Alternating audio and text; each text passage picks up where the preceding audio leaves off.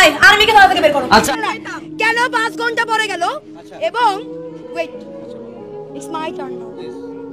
সবাই কোটার পুলিশ, সবাই কোটার পুলিশ। সেনাবাহিনীর সাথে ঝগড়া করা কে এই শিক্ষার্থী?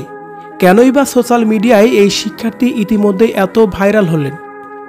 এই শিক্ষার্থীর কর্মকাণ্ডগুলো জানলে যেন আপনি সত্যি অবাক হবেন। সো ভিউয়ার্স, এ বিষয়ে বিস্তারিত দেখুন পুরো ভিডিওতে। হোয়াট দ্য ফাক, পুলিশকে আবার বিশ্বাস করা সবথেকে বড় নোংরামি হইছে, বুঝতে পারছো? ফারজানা সিথি, তিনি ঢাকা বিশ্ববিদ্যালয়ের একজন শিক্ষার্থী। কোটা আন্দোলন থেকে অনেক বেশি আলোচনায় আছেন এই শিক্ষার্থী। তার কারণ কোটা আন্দোলনের সময় পুলিশের সাথে তর্কে জড়িয়েছিলেন, আর সেই ভিডিও ইতিমধ্যে সোশ্যাল মিডিয়ায় ভাইরাল হয়েছিল।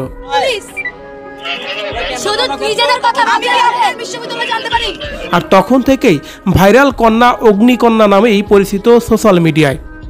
তবে এই অগ্নিকন্যার আরেকটি ভিডিও ভাইরাল হয়েছে গত 3 দিন থেকে, যেখানে দেখা যাচ্ছিল সেনাবাহিনীর সাথে ঝগড়া করছিলেন, কিন্তু সেই সেনাবাহিনী অনেক ধৈর্যশীল হওয়ায় সেনাবাহিনী কিছুই বলেনি এই বাঘিনী কন্যাকে।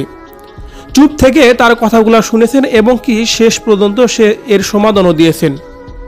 আর সেই ভিডিওই হয়েছে রীতিমতোই যেন সোশ্যাল মিডিয়ায় ভাইরাল।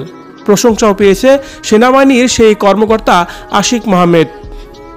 এদিকে এই ভিডিওগুলো ভাইরাল হওয়ার পর থেকে এই বাঘিনী কন্যা ফারজানা সিথির অশ্লীল কিছু পিকচার সোশ্যাল মিডিয়ায় আপলোড করা হচ্ছে, যেগুলো আপলোড করে তাকে নিয়ে বলা হচ্ছে লিংক লাগবে নাকি লিংক।